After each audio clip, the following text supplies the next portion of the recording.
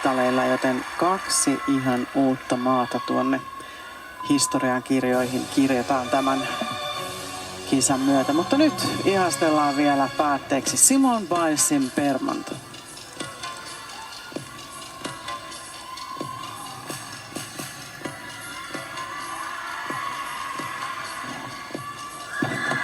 Korkea ilmava tuplakierteellä. Sinne olisi mahtunut varmaan 3. voltti.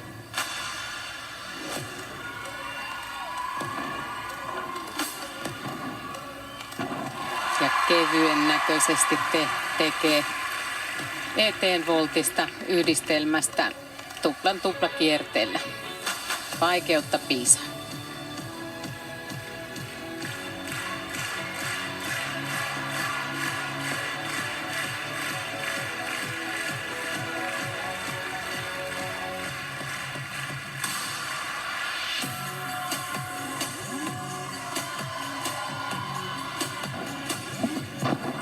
Suorin tupla puolella kierteellä, yksi näistä monista Bilesin nimeä kantavista liikkeistä. Sieltä välähtää kaunis hymykin.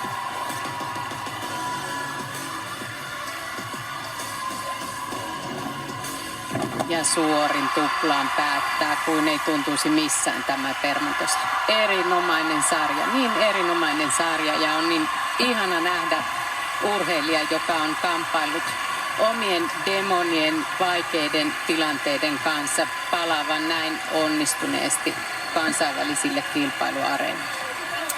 Kyllä, ja Yhdysvaltain osalta täytyy myös todeta, että tässäkin tehdään historiaa, sillä kun maa aivan pian tuon 7. peräkkäisen MM-kullan naisten joukkuefinaalista nappaa, niin sillä se pistää itsensä ennätyskirjoihin.